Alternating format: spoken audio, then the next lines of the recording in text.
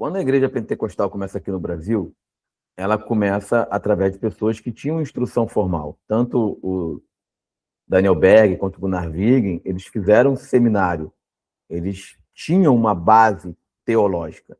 Depois, durante os primeiros 30, 40 anos, vinham missionários e professores americanos para morar aqui, para ensinar, etc.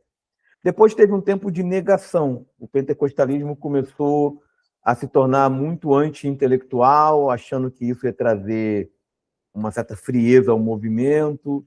E aí começou aquela coisa que a letra mata, era proibido fazer seminário.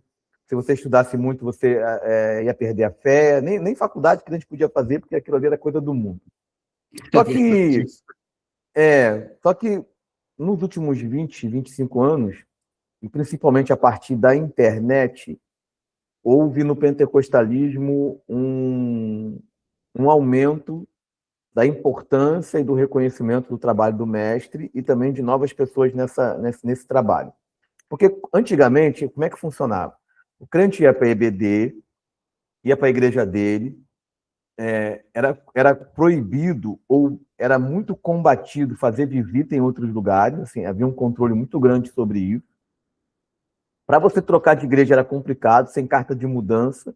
Então, às vezes, o pastor não dava carta de mudança, o outro não a recebia. Enfim. E tudo que você sabia da fé, você sabia por aquele professor de EBD. Quando veio a internet, esse mundo acabou. Esse mundo acabou. Porque hoje, você entra no TikTok e tem um professor oferecendo um curso. Que pode ser um bom professor, mas pode ser um pilantra. Pode ser um falso mestre. O que começou a acontecer? Os jovens pentecostais, principalmente, começaram a buscar, na teologia reformada, doutrina. Isso começou a ser percebido pelos pentecostais.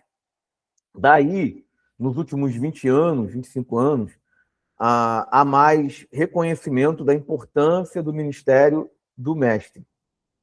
O quanto é importante e que não há essa oposição.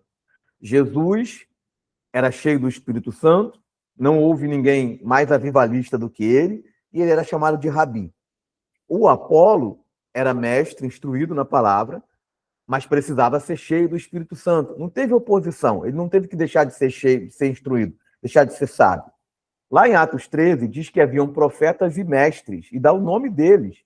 Paulo era tanto profeta quanto mestre. Era um homem culto, que conhecia filosofia, conhecia poesia, falava vários idiomas, lia em vários idiomas e era cheio do Espírito Santo. Portanto, não há essa oposição. O ensino, ele não esfria o crente, não apaga o fogo. O ensino apaga o falso fogo. As manipulações, as bizarrices, as loucuras.